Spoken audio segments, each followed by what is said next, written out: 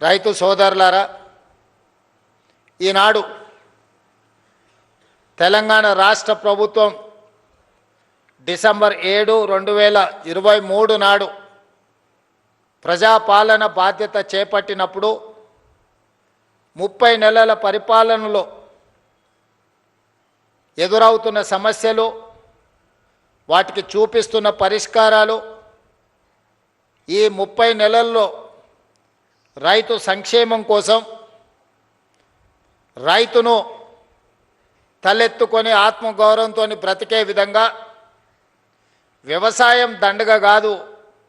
వ్యవసాయం అంటే ఒక పండగలా ఈనాడు తీర్చిదిద్దాలి అని మన ప్రభుత్వం సంపూర్ణంగా ప్రయత్నం చేస్తుంది. ఇవాళ కొన్ని అంశాలు వేదిక మీద ఉన్న మా ఆడపడుచులు, మా అక్కలు, మా చెల్లెళ్ళు చాలామంది చదువుకున్న వాళ్ళు ఉన్నారు. మా యువమిత్రులు ఒకప్పుడు పంచగట్టుకొని వ్యవసాయం చేసే కాడి నుంచి పాయింట్ షర్ట్ వేసుకొని వ్యవసాయం దాటి ఈరోజు సూట్ వేసుకున్న సోదరులు కూడా వ్యవసాయ పనుల్లో నిమగ్నమవుతున్న సందర్భంలో కొన్ని అంశాలను మీ ముందు ప్రస్తావించాలని ఈరోజు నేను భావిస్తున్నా. మద్రాసు నుంచి ఆంధ్రప్రదేశ్ రాష్ట్రం విడిపోయినా ఆనాడు ప్రకాశం పంతులు, బెజవాడ గోపాల్ రెడ్డి ముఖ్యమంత్రులుగా, నిజాం సర్కారు నుంచి విముక్తి కలిగిన హైదరాబాద్ రాష్ట్రానికి మొదటి ముఖ్యమంత్రిగా పాలమూరు బిడ్డ బూరుగుల రామకృష్ణారావు గారి నుంచి మొదలు పెడితే ఉమ్మడి రాష్ట్రంలో నీలం సంజీవరెడ్డి కావచ్చు, చివరి ముఖ్యమంత్రి కిరణ్ కుమార్ రెడ్డి గారు కావచ్చు, 19 మంది ముఖ్యమంత్రులు 1947 నుంచి 2014 వరకు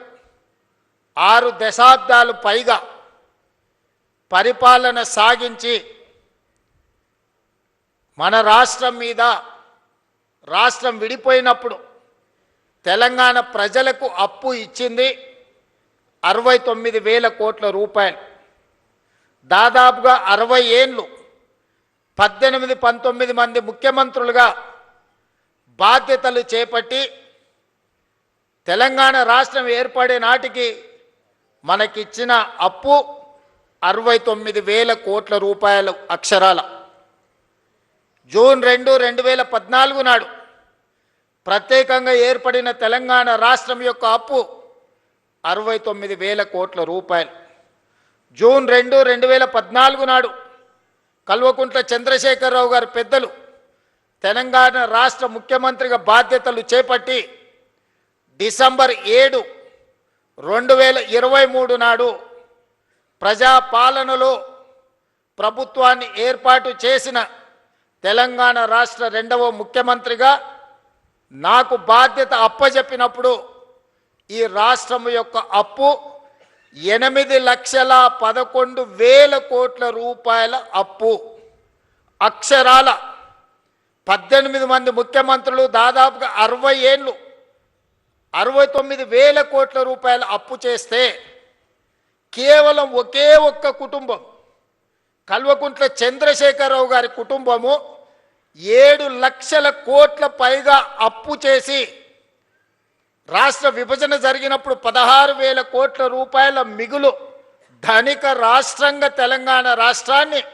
శ్రీమతి సోనియా గాంధీ గారు, శ్రీ మన్మోహన్ సింగ్ గారు మనకు అప్పచెప్పితే అప్పుల ఊపిలో నిండా ముంచేసి మళ్ళీ లేవ్వడానికి కూడా అవకాశం లేకుండా మన మీద మన్ను గప్పి అప్పుల్లో నిండా ముంచి అప్పులు తప్పులు చేసి 8,11,000 కోట్ల రూపాయలతోని బాధ్యత అప్పచెప్పింది.